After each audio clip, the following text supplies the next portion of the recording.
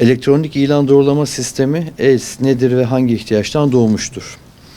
Bu sistem Türkiye'de maalesef piyasalarda olan ve vatandaşları yanlış ilan portallarıyla kandıran ve sahibinden komda dahi olsa ve birçok ilanlarda sanki kendisi bu portföyleri satıyormuş gibi hareket edip insanları yanıltan ve buna sahtecilik dediğimiz, dolandırıcılık dediğimiz nitelikli dolandırıcılığa giren konularda bu sistem devreye girmiştir.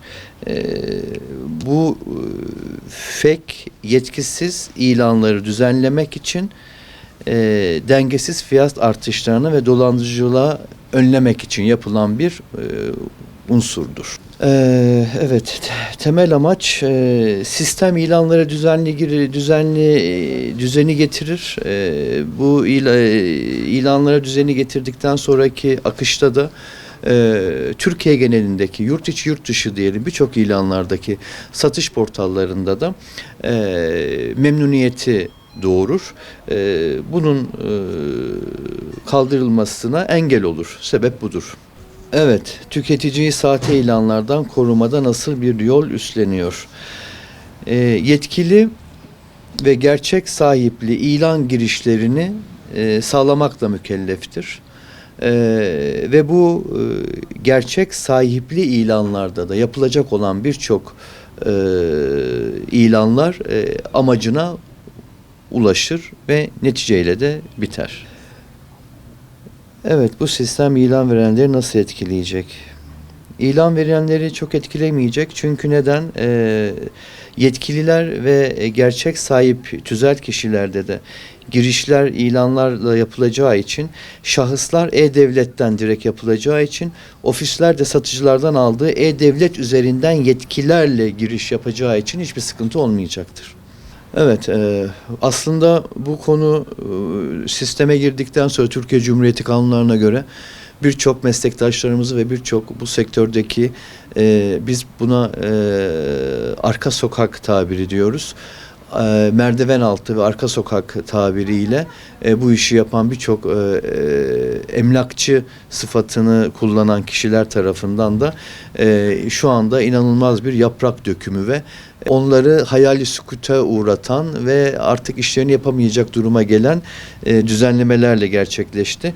Ticaret Bakanlığı tarafından uygulanan birçok para cezası, ofislerin belge ve iptalleri bunu da zaten beraberinde getirdi ve noktaladı. Portalların sorumlulukları, ilan portalları diyoruz. Bakanlığın ilan girme şartlarına uygun ilan girme ve üye mağaza açma gibi buradaki yetkilendirmelerle bu işi de sağlamış oluyoruz. Sektörde fake, ilan yanıltıcı, ilanlar tabii ister istemez azalıyor ve tamamen de yakın zamanda ortadan kalkacak.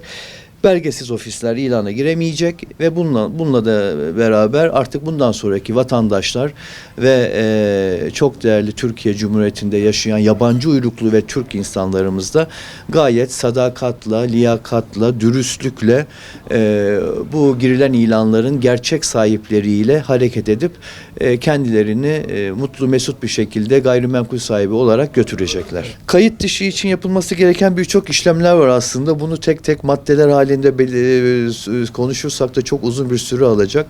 Ama şu bir gerçektir ki kayıt dışıyı çok fazlasıyla engellemiş oluyor ve bununla beraber tabii ki ister istemez Sayın Türkiye Cumhuriyeti Maliye Bakanlığı ve bununla beraber TEP Emlak Birliği ve Türkiye Emlak Federasyon Başkanımız Sayın Hakan, Genel Başkanımız Hakan Akçam beyefendinin yapmış olduğu birçok teşebbüsler, birçok başarılara atmış olduğu ilk imzalarıyla beraber onun getirmiş olduğu birçok kelimelerle ifade edilemeyecek başarıları var Hakan Akçam beyefendi başkanımızın, genel başkanımızın. Biz ona buradan da sonsuz teşekkürlerimizi ve şükranlarımızı iletiyoruz.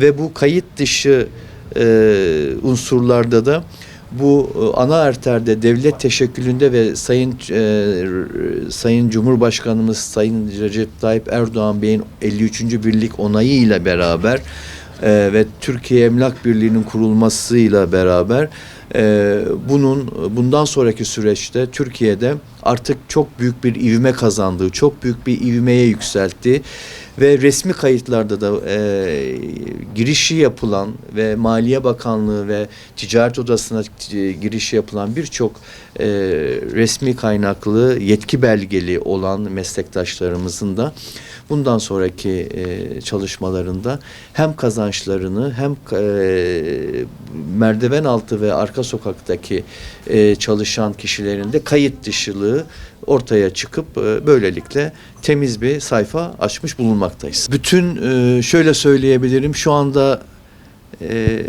Sayın Genel Başkanımız Hakan Akçam Beyefendi'nin yapmış olduğu bu önderliğiyle beraber 82 vilayette yapılan il başkanlarımız olmak üzere ve Türkiye'deki birçok emlak federasyon, emlak meslektaşlarımız, gayrimenkul danışmanlarımız ve franchising birçok markalarında sahipleri olmak üzere bu konuda hepsi son derece bu konudan memnuniyetlerini arz ediyorlar.